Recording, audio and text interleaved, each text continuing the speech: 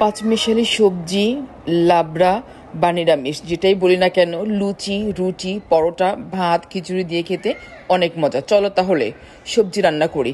নিব অল্প একটু মিষ্টি কুমড়া, একটা ঝিঙে ছোট ছোট করে কেটে নিব।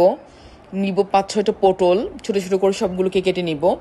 নিয়েছি কিছু বরবটি, নিয়েছি 2টা স্টিক পুঁইশাক পাতা। আমি পুঁইশাক বা পালং শাক ইউজ করি লাবড়া বা সবজিতে। নিয়েছি চিচিঙ্গা, হাফ পেঁপে ছোটো ছোটো করে কেটে নিয়েছি 2টা আলু। সবগুলোকে সুন্দর করে ভালো করে ধুয়ে পানি ঝরিয়ে রাখবো, যাতে করে পানিটুকু সব নিংড়ে চলে যায়, পানি না থাকে আর কি। পুঁইশাক পাতাগুলোকে ধুয়ে রেখে দেবো আধা ঘন্টা।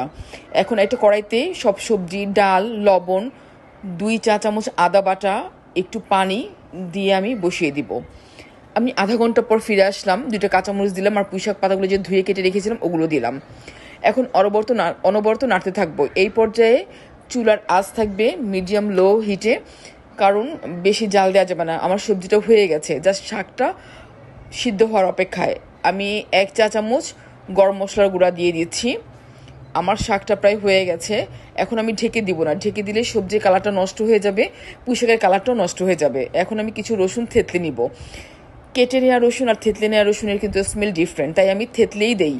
একটা প্যানে আমি শুকনো মরিচ দিলাম 3টা, সরিষার তেল, 5 ফোড়ন, তেজপাতা দিয়ে ভেজে নিব। দিব রসুন, পেঁয়াজ দিয়ে আমি ভালো করে ভেজে নেব।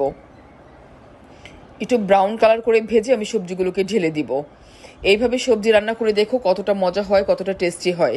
সব কিছু দিয়ে খাওয়া যাবে, ভাত দিয়ে খাওয়া যাবে, খিচুড়ি দিয়ে খাওয়া যাবে, পরোটা দিয়ে খাওয়া যাবে, লুচি দিয়ে খাওয়া যাবে, খুবই মজা হয়। তোমরা একবার ট্রাই করে দেখো। আর কে কোথা থেকে দেখছো একটু জানাবে, কমেন্টস করে জানাবে। আমার সবজি রান্না হয়ে গেছে, এখন আমি সবজিগুলোকে ঢেলে দিব। এখন নাড়াচাড়া করব। আমি ঢেকে দিব না, ঢেকে দিলে কালার নষ্ট হয়ে যাবে, এই জন্য আমি আর ঢেকে দিব না। আমার সবজি হয়ে গেছে।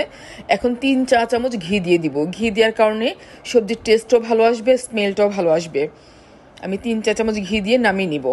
আমার সবজি হয়ে গেছে, আমি এখন বাটিতে নামিয়ে সার্ভ করব। দেখো কি সুন্দর আসছে কালারটা সবজির। তোমরা কে কোথা থেকে দেখছো একবার তৈরি করে আমাকে জানাবা কেমন লাগলো। Thank you for watching. আল্লাহ হাফেজ।